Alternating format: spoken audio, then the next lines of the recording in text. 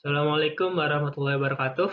Bertemu lagi di modul kelima, Recycle, Bypass, dan Purge. Pertama-tama, kita akan bahas mengenai neraca massal untuk sistem multi-unit. Di layar rekan-rekan sudah ditampilkan proses flow diagram untuk plant amonia. Kita perhatikan bahwa di sini ada aliran recycle, yakni aliran yang dikembalikan ke depan. Dalam hal ini, aliran ini dikembalikan karena ada sebagian reaktan yang masuk ke reaktor yang tidak bereaksi, sehingga harus dikembalikan ke depan demi alasan ekonomis. Kemudian kita juga dapat melihat di sini contoh purge. Sebagian aliran yang dikembalikan tadi untuk mengatur kemudahan ataupun kapabilitas biasanya sebagian kecil itu di purging. Untuk memudahkan, kita coba gambarkan block flow diagramnya.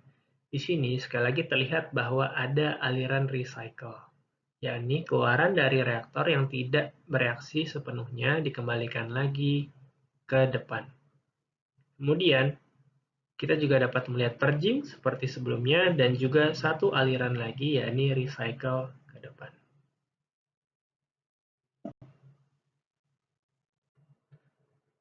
Secara konsep, kita punya beberapa tipe aliran seperti yang kita bahas tadi, ada recycle, bypass, dan juga purging. Sekali lagi, recycle merupakan pengembalian aliran ke depan. Kemudian bypass, sebaliknya dari recycle, dia langsung dilewatkan ke aliran downstream setelahnya. Terakhir adalah purging ya. Purging ini merupakan penghilangan atau pemisahan sebagian aliran yang tidak digunakan, biasanya merupakan bagian dari recycle. Ya, rekan-rekan sudah ditampilkan satu contoh recycle. Recycle merupakan pengembalian ataupun pengaliran fluida ataupun material dari downstream ataupun hilir ke hulu, balik ke hulu. Selanjutnya adalah bypass, yakni merupakan pengalihan dari hulu langsung ke hilir. Misalnya ada satu contoh stream yang tidak dilewatkan melalui proses unit, namun dilewatkan langsung ke unit selanjutnya. Kemudian yang ketiga adalah purge. Purge biasanya dilakukan untuk menghilangkan atau menyisihkan sebagian stream yang tidak diinginkan. Oke, terakhir adalah makeup. Makeup merupakan aliran tambahan, misalnya dalam proses acid gas removal ketika ada sebagian solvent yang hilang. Maka dari itu, aliran makeup dibutuhkan untuk menggantikan solvent yang hilang tersebut. Terakhir, kita akan selesaikan satu contoh soal.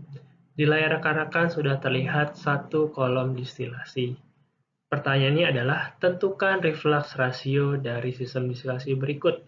Reflux rasio yang ditanyakan adalah R.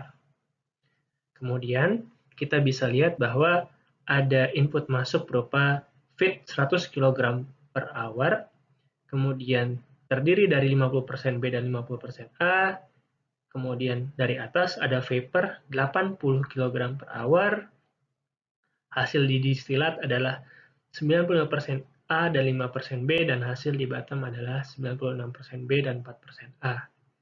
Di sini kita dapat menyelesaikan soal ini dengan membagi menjadi dua sistem, yakni dengan pertama sistem yang besar atau sistem 1 dan juga sistem yang kedua yang berwarna merah.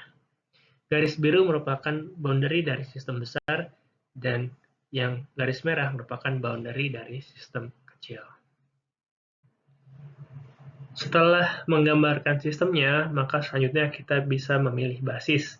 Karena tadi di input adalah 100 kg per hour, maka kita dapat memilih basis 1 hour ataupun 1 jam.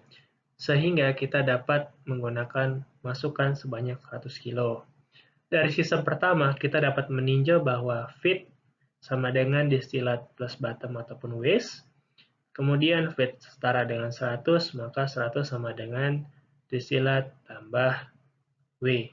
Kemudian dari sistem pertama, untuk komponen A, sekali lagi untuk komponen A, kita bisa tahu bahwa komponen A 50% dari total.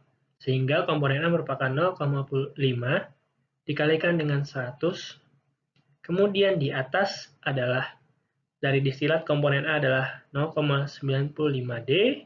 Kemudian di bawah merupakan 0,04W. Jika kita ingat degree of freedom, maka kita dapat menyelesaikan persamaan ini. Yang pertama adalah D plus W sama dengan 100.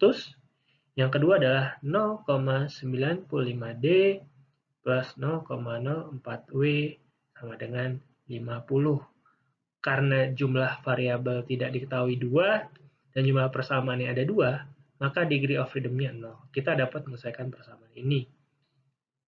Selanjutnya, dengan menyelesaikan persamaan ini, kita akan mendapat hasil bahwa D berjumlah atau pendistilat berjumlah 50,55 kg dan W berjumlah 49,45 kg.